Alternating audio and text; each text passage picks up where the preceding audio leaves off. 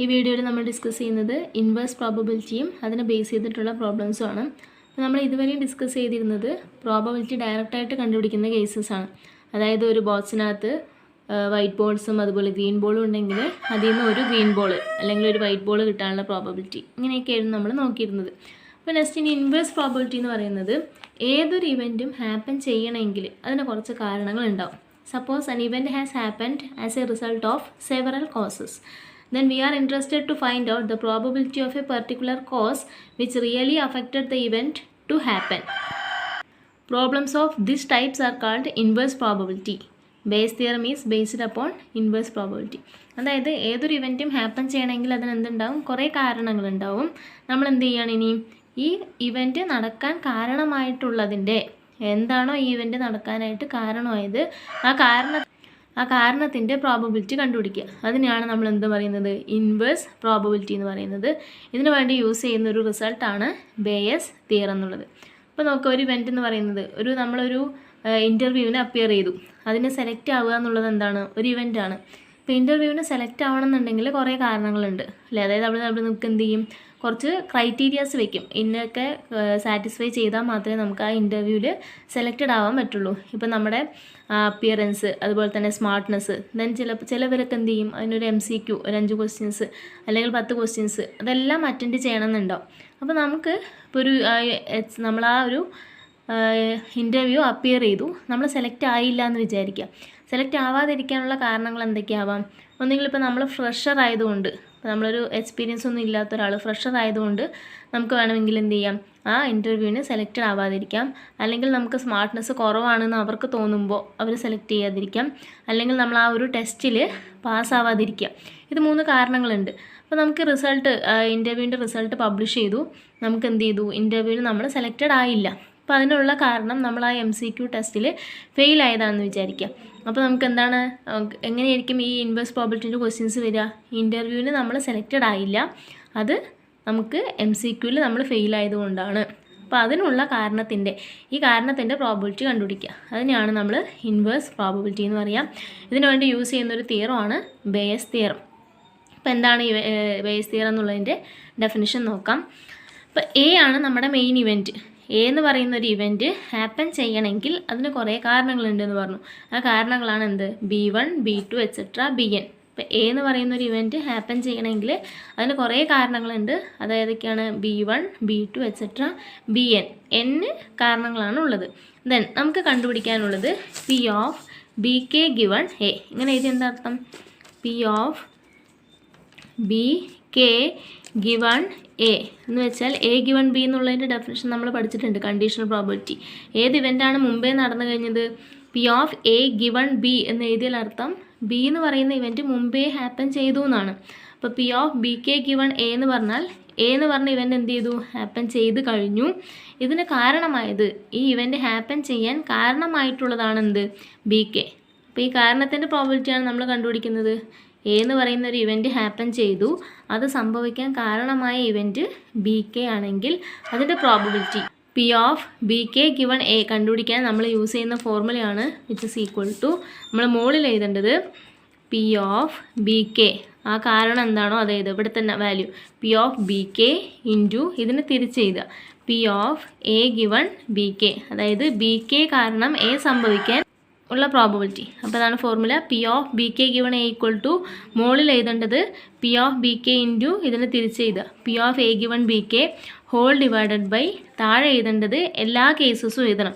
അതായത് N കാരണങ്ങളല്ലേ ഉണ്ടായിരുന്നത്, B1 B2 etc. Bn. താഴെ എഴുതുക P of B1 into P of A given B1, ആദ്യത്തെ കാരണം എഴുതി.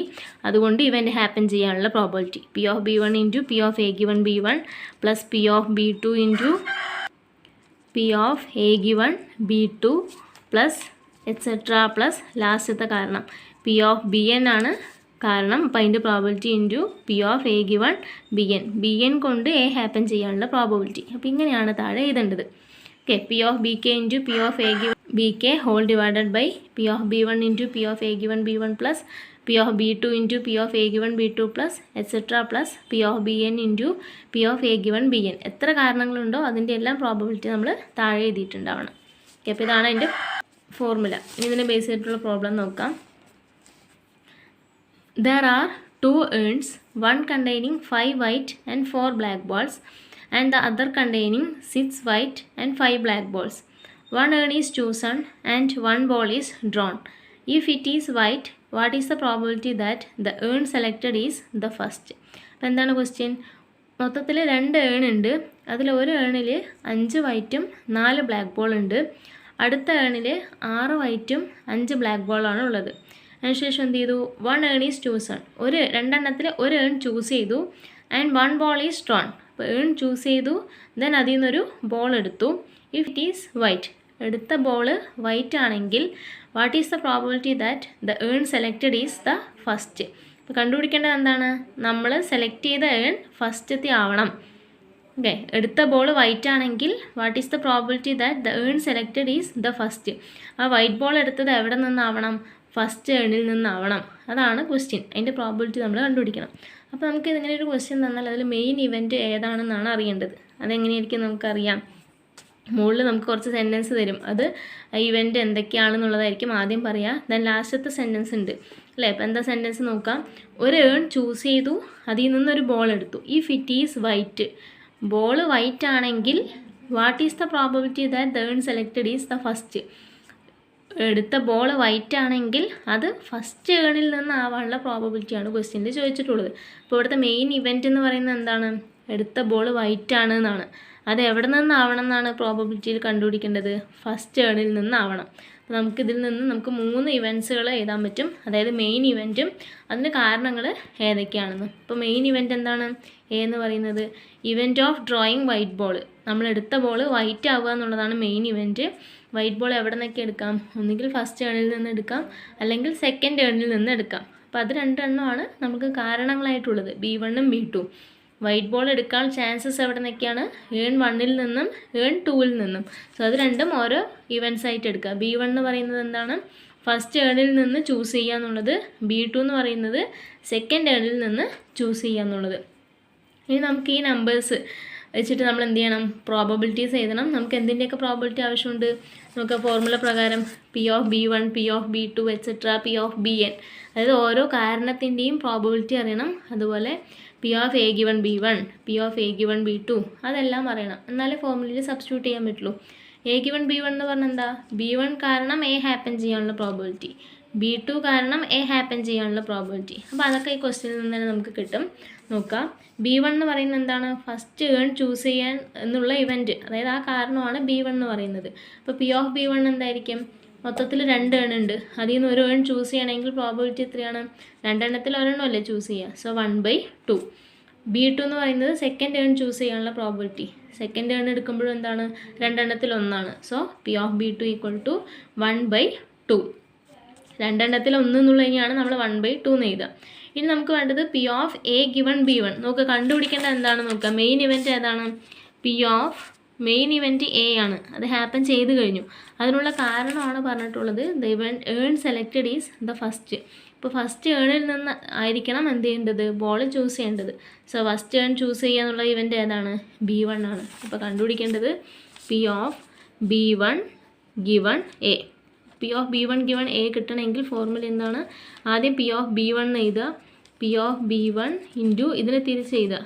P of A given B1 divided by താഴെ എല്ലാ ചാൻസസും എഴുതണം. ആകെ 2 കാരണങ്ങളേ ഉള്ളൂ. സോ ഇങ്ങനെ എഴുതുക. P of B1 into P of A given B1 plus രണ്ടാമത്തെ കാരണം P of B2 into P of A given B2. ഇനി നമ്മൾ P of B1ഉം P of B2ഉം എഴുതി വെച്ചിട്ടുണ്ട് 1/2. ഇനി P of A given B1 കിട്ടണം. എന്താ A given B1 എന്ന് പറഞ്ഞ മീനിങ്? B1ൽ നിന്ന് A കിട്ടാനുള്ള പ്രോബബിലിറ്റി. B1 എന്ന് പറഞ്ഞാൽ എന്താ? ഫസ്റ്റ് ഏണാണ്. ഫസ്റ്റ് ഏണിൽ നിന്ന് A എന്ന് വെച്ചാൽ വൈറ്റ് ബോൾ കിട്ടുക. അപ്പോൾ ഫസ്റ്റ് ഏണിൽ നിന്ന് വൈറ്റ് ബോൾ കിട്ടാനുള്ള പ്രോബബിലിറ്റി, അതാണ് P of A given B1 എന്ന് പറഞ്ഞാൽ അർത്ഥം. B1 യൂസ് ചെയ്ത് A കിട്ടുക. അപ്പോൾ ഫസ്റ്റ് ഏണിൽ നിന്ന് വൈറ്റ് ബോൾ കിട്ടാനുള്ള പ്രോബബിലിറ്റി എത്രയാണ്? ഫസ്റ്റ് ഏണിൽ ടോട്ടൽ 5 വൈറ്റ് 4 ബ്ലാക്ക് ബോൾ ഉണ്ട്. സോ അതിൽ നിന്ന് വൈറ്റ് ബോൾ കിട്ടാനുള്ള പ്രോബബിലിറ്റി എത്രയാണ്? 5 4 9 എണ്ണത്തിൽ 5 വൈറ്റ് ഉണ്ട്. സോ 5/9. ഇനി P of A given B2 എന്ന് പറഞ്ഞാൽ B2ൽ നിന്ന് A ഹാപ്പൻ ചെയ്യുക. B2 എന്ന് പറഞ്ഞാൽ എന്താ? ഏൺ 2 ആണ്. സോ സെക്കൻഡ് ടേണിൽ നിന്ന് എ എന്ന് പറഞ്ഞാൽ വൈറ്റ് ബോൾ അല്ലേ, സോ സെക്കൻഡ് ടേണിൽ നിന്ന് വൈറ്റ് ബോൾ കിട്ടാനുള്ള പ്രോബബിലിറ്റി അതെത്രയാണ്? സെക്കൻഡ് ടേണിൽ 6 വൈറ്റും 5 ബ്ലാക്കും ഉണ്ട്. അപ്പോൾ മൊത്തം 11 എണ്ണത്തിൽ വൈറ്റ് ബോൾ 6 എണ്ണമാണ്. സോ 6/11 കണ്ടുപിടിക്കാനുള്ളത് P of B1 given A. അപ്പോൾ അതിൻ്റെ ഫോർമുല നമ്മളിവിടെ എഴുതി വെച്ചിട്ടുണ്ട്. P of B1 into P of A given B1 divided by P of B1 into P of A given B1 plus P of B2 into P of A given B2. ഇനി ഇതിൽ ഓരോ values substitute ചെയ്യാം. P of B1ൻ്റെ value 1/2 ആണ്. So 1/2 into P of A given B1 നമ്മളിവിടെ എഴുതി വെച്ചിട്ടുണ്ട്. P of A given B1 എന്ന് പറഞ്ഞാൽ 5/9. സോ 1/2 ഇൻറ്റു 5/9 എന്ന് വരും മുകളിൽ. 1/2 ഇൻറ്റു 5/9 താഴെ ആ ടേം തന്നെയാണുള്ളത്. അപ്പോൾ 1/2 into 5/9 plus P of B2 എന്ന് പറഞ്ഞാൽ സെക്കൻഡ് ടേം ചൂസ് ചെയ്യാൻ 1/2 into P of A given B2 എത്രയായിരുന്നു? 6/11. ഒന്ന് സിംപ്ലിഫൈ ചെയ്യുക. സോ 1/2 ഇൻറ്റു 5/9 ചെയ്ത് കഴിഞ്ഞാൽ നമുക്ക് 5/18 കിട്ടും. അതിൻ്റെ point value 0.2777 whole divided by ഇത് അത് തന്നെയല്ലേ വാല്യൂ. ഇപ്പോൾ 0.2777 പ്ലസ് 1/2 ഇൻറ്റു 6/11 ചെയ്താൽ 6/22 എന്ന് വരും. അതിൻ്റെ പോയിൻ്റ് വാല്യൂ 0.2727 എന്ന് വരും. ഇനി രണ്ടും കൂടെ ആഡ് ചെയ്ത് ഡിവൈഡ് ചെയ്യുക. സോ നമുക്ക് ഫൈനലി ആൻസർ 0.5045 എന്ന് വരും. ഓക്കെ, അപ്പോൾ നമുക്ക് ഇൻവേഴ്സ് പ്രോബബിലിറ്റിനെ ബേസ് ചെയ്തിട്ടുള്ള പ്രോബ്ലം ഇങ്ങനെയായിരിക്കും ഉണ്ടാകും. അപ്പോൾ നമുക്കിതിൽ നിന്ന് മെയിനായിട്ട് അറിയേണ്ടത് എന്താണ്? മെയിൻ ഇവൻറ്റ് എ ഏതാണ്, അതുപോലെ B1 B2 B3 അങ്ങനെ വരുന്ന കാരണങ്ങൾ എന്തൊക്കെയാണെന്നാണ് അറിയേണ്ടത്. ഓക്കെ, നെക്സ്റ്റ് ഒരു ക്വസ്റ്റ്യനും കൂടെ നോക്കാം. The probability that a doctor will diagnose a particular disease correctly is 0.6. The probability that a patient will die by his treatment after correct diagnosis is 0.4. And the probability of death by wrong diagnosis is 0.7. A patient of the doctor who had the disease died. What is the probability that his disease was not correctly diagnosed? ഇപ്പോൾ question എന്ത് പറയുന്നുണ്ട്? The probability that a doctor will diagnose a particular disease correctly ഈ 0.6. അതായത് ഒരു doctor ഒരു particular disease കറക്റ്റായിട്ട് identify ചെയ്യാനുള്ള probability 0.6 ആണ്. ഇനി the probability that a patient will die by his treatment after correct diagnosis 0.4. അതായത് ആ പേഷ്യൻറ്റിൻ്റെ കറക്റ്റായിട്ട് ആ ഡിസീസ് എന്താണെന്ന് കറക്റ്റായിട്ട് ഡയഗ്നോസ് ചെയ്തിട്ടും പേഷ്യൻറ്റ് മരിക്കാനുള്ള പ്രോബബിലിറ്റി 0.4 ആണ്. എന്താണ്? ഡിസീസ് എന്താണെന്ന് കറക്റ്റായിട്ട് ഡയഗ്നോസ് ചെയ്തു എന്നിട്ടും പേഷ്യൻറ്റ് മരിക്കാനുള്ള പ്രോബബിലിറ്റി 0.4 ആണ്. And the probability of death by wrong diagnosis 0.7. അതായത് ഡോക്ടർ ആ ഡിസീസ് എന്താണെന്ന് ഐഡൻറ്റിഫൈ ചെയ്തില്ല, കറക്റ്റായിട്ട് ഐഡൻറ്റിഫൈ ചെയ്തില്ല, റോങ് ഡയഗ്നോസിസ് ആണ് ചെയ്തത്, എന്നിട്ട് മരിക്കാനുള്ള പ്രോബബിലിറ്റി എത്രയാണ്? 0.7 ആണ്. കറക്റ്റായിട്ട് ഡയഗ്നോസ് ചെയ്തിട്ടും പേഷ്യൻറ്റ് മരിക്കാനുള്ള പ്രോബബിലിറ്റി 0.4. റോങ് ഡയഗ്നോസിസ് കാരണം പേഷ്യൻറ്റ് മരിക്കാനുള്ള പ്രോബബിലിറ്റി 0.7. ഇനി a patient of the doctor who had the disease died. അതായത് ആ ഡോക്ടറിൻ്റെ പേഷ്യൻറ്റ്, രോഗമുണ്ടായിരുന്ന ഡോക്ടറിൻ്റെ പേഷ്യൻറ്റ് മരിച്ചു. What is the probability that his disease was not correctly diagnosed. ഇപ്പോൾ കണ്ടുപിടിക്കേണ്ടത് എന്താണ്? പ്രോബബിലിറ്റി ഏതിൻ്റെ കണ്ടുപിടിക്കേണ്ടത്? His disease was not correctly diagnosed. അതായത് അയാളുടെ രോഗം എന്താണെന്ന് കറക്റ്റായിട്ട് ഐഡൻറ്റിഫൈ ചെയ്യാതെയാണ് എന്ത് ചെയ്തത്? പേഷ്യൻറ്റ് മരിച്ചത്. അതിൻ്റെ പ്രോബബിലിറ്റിയാണ് നമ്മൾ കണ്ടുപിടിക്കേണ്ടത്. His disease was not correctly diagnosed. കറക്റ്റായിട്ട് ഐഡൻറ്റിഫൈ ചെയ്യാണ്ടാണ് പേഷ്യൻറ്റ് മരിച്ചതെന്നുള്ളതിൻ്റെ പ്രോബബിലിറ്റി കണ്ടുപിടിക്കണം. അപ്പോൾ ഇവിടെ മെയിൻ ഇവൻ്റ് ഏതാണ്? എ എന്ന് പറയുന്നത് പേഷ്യൻറ്റ് മരിച്ചു എന്നാണ്. അപ്പോൾ പേഷ്യൻറ്റ് മരിക്കാൻ എന്തൊക്കെ കാരണങ്ങളുണ്ട്? കറക്റ്റായിട്ട് ഡയഗ്നോസ് ചെയ്തിട്ടും പേഷ്യൻറ്റ് മരിക്കാനുള്ള പ്രോബബിലിറ്റി തന്നിട്ടുണ്ട്. റോങ് ഡയഗ്നോസിസിൽ പേഷ്യൻറ്റ് മരിക്കാനുള്ള പ്രോബബിലിറ്റി തന്നിട്ടുണ്ട്. അപ്പോൾ കാരണങ്ങൾ എന്തൊക്കെയാണ്? B1 എന്ന് പറയുന്നത് കറക്റ്റായിട്ട് ഡയഗ്നോസ് ചെയ്യുക എന്നുള്ളതാണ്. B2 എന്ന് പറയുന്നത് റോങ്ലി ഡയഗ്നോസ്ഡ് അല്ലെങ്കിൽ നോട്ട് കറക്റ്റ്ലി ഡയഗ്നോസ്ഡ് ആണ് രണ്ടാമത്തെ കാരണം. ഇപ്പോൾ B1 ക്വസ്റ്റ്യനിൽ തന്നിട്ടുണ്ട്. B1 എന്ന് പറഞ്ഞാൽ എന്താ? കറക്റ്റായിട്ട് ഡയഗ്നോസ് ചെയ്യുക എന്നാണ് B1. അപ്പോൾ പി ഓഫ് B1 എന്ന് പറഞ്ഞാൽ കറക്റ്റായിട്ട് ഡിസീസ് ഡയഗ്നോസ് ചെയ്യാനുള്ള പ്രോബബിലിറ്റി അത് എത്രയാണ് എഴുതിയിട്ടുള്ളത്? പർട്ടിക്കുലർ ഡിസീസ് കറക്റ്റ്ലി 0.6 ആണ്. പി ഓഫ് B2 എന്ന് പറയുന്നത് നോട്ട് കറക്റ്റ്ലി ഡയഗ്നോസ്ഡ്, കറക്റ്റായിട്ട് ഐഡൻറ്റിഫൈ ചെയ്യാതിരിക്കാനുള്ള പ്രോബബിലിറ്റി ക്വസ്റ്റ്യനിൽ തന്നിട്ടില്ല അല്ലേ? ബൈ പർട്ടിക്കുലർ ഡിസീസ് കറക്റ്റ്ലി ഈ 0.6 എന്നേ പറഞ്ഞിട്ടുള്ളൂ. റോങ്ലി ക്വസ്റ്റ്യനിൽ തന്നിട്ടില്ല. പക്ഷേ കറക്റ്റ്ലി നമുക്ക് അറിയാവുന്നത് കൊണ്ട് റോങ്ലി നമുക്ക് എഴുതാൻ പറ്റും. എങ്ങനെയാണ്? എപ്പോഴും ടോട്ടൽ പ്രോബബിലിറ്റി എന്ന് പറയുന്നത് 1 ആയിരിക്കും. എത്ര ഇവൻറ്റ്സ് ഉണ്ടോ അതെല്ലാം കൂടെ ആഡ് ചെയ്താൽ 1 ആണ് നമുക്ക് കിട്ടേണ്ടത്. അപ്പോൾ ഇവിടെ 2 ഇവൻറ്റേ ഉള്ളൂ, B1ഉം B2ഉം. അപ്പോൾ 0.6 പ്ലസ് വേറൊരു ഇവൻറ്റും കൂടെ ചെയ്യുമ്പോൾ 1 കിട്ടണം. ഓക്കെ, അപ്പോൾ അടുത്ത വാല്യൂ കിട്ടാൻ എന്ത് ചെയ്താൽ മതി? 1 മൈനസ് 0.6 ചെയ്താൽ മതി. 0.6 പ്ലസ് 0.4 ചെയ്താലാണ് എന്ത് കിട്ടുക? 1 കിട്ടുക. സോ P ഓഫ് B2 കിട്ടാൻ എന്ത് ചെയ്താൽ മതി? ഒരെണ്ണം അറിയാമെന്നുണ്ടെങ്കിൽ 1 മൈനസ് 0.6 ചെയ്യുക, അപ്പോൾ 0.4. അപ്പോൾ P ഓഫ് B1 0.6 എന്നും P ഓഫ് B2 0.4 എന്നും കിട്ടി. ഇനി നമുക്ക് ക്വസ്റ്റ്യനിൽ കണ്ടുപിടിക്കേണ്ട എന്താണ്? അതെങ്ങനെ അറിയാം? എ എന്ന് പറയുന്നത് മെയിൻ ഇവൻറ്റാണ്, അത് സംഭവിച്ച് കഴിഞ്ഞു, അതായത് പേഷ്യൻ്റ് മരിച്ചു. അതിൻ്റെ കാരണമാണ് ഇവിടെ എഴുതേണ്ടത്. കാരണം എന്തെന്നാണ് പറഞ്ഞത്? Was not correctly diagnosed. അപ്പോൾ നോട്ട് കറക്റ്റ്ലി ഡയഗ്നോസ്ഡ് നമ്മൾ B2 എന്നാണ് കൊടുത്തത്. സോ കണ്ടുപിടിക്കേണ്ടത് P of B2 given A. Formula എന്ത് വരും? മുകളിൽ എഴുതേണ്ടത് P ഓഫ് B2 ഇൻറ്റു ഇതിനെ തിരിച്ച് എഴുതുക, P of A given B2 whole divided by first B1 ആണ് എഴുതേണ്ടത്. So P of B1 into P of A given B1 plus P of B2 into P of A given B2. 2 കാരണം ഉണ്ടായിരുന്നത്, ഇനി 3 എണ്ണം ഉണ്ടെങ്കിൽ plus P of B3 into എന്ന് പറഞ്ഞിട്ട് ഒന്നുകൂടെ എഴുതണം. ഇനി ഇതിൽ വാല്യൂസ് ഒക്കെ സബ്സ്റ്റിറ്റ്യൂട്ട് ചെയ്യുക. അപ്പോൾ നമ്മൾ P ഓഫ് B1ഉം P ഓഫ് B2 എഴുതിയിട്ടുണ്ട്. ഇനി P ഓഫ് എ ഗിവൺ B1ഉം എ ഗിവൺ B2ഉം കാണാം. P of A given B1 എന്ന് പറഞ്ഞാൽ അർത്ഥം എന്താ? B1 എന്ന് പറയുന്നത് കറക്റ്റ്ലി ഡയഗ്നോസ്ഡ് ആണ്. അപ്പോൾ കറക്റ്റായിട്ട് ഡയഗ്നോസ് ചെയ്തിട്ടും പേഷ്യൻ്റ് മരിക്കാനുള്ള പ്രോബബിലിറ്റി അത് ക്വസ്റ്റ്യനിൽ തന്നിട്ടുണ്ട്. The probability that a patient will die by his treatment after correct diagnosis. കറക്റ്റായിട്ട് ഐഡൻറ്റിഫൈ ചെയ്തിട്ടും പേഷ്യൻ്റ് മരിക്കാനുള്ള പ്രോബിലിറ്റി 0.4 ആണ്. So P of A given B1 0.4, A given B2 എന്ന് വെച്ചാൽ കറക്റ്റായിട്ട് ഐഡൻറ്റിഫൈ ചെയ്യാണ്ട് രോഗി മരിക്കാനുള്ള പ്രോബിലിറ്റി എത്രയാണ്? റോങ് ഡയഗ്നോസിസിൽ മരിക്കാൻ 0.7 ആണ്.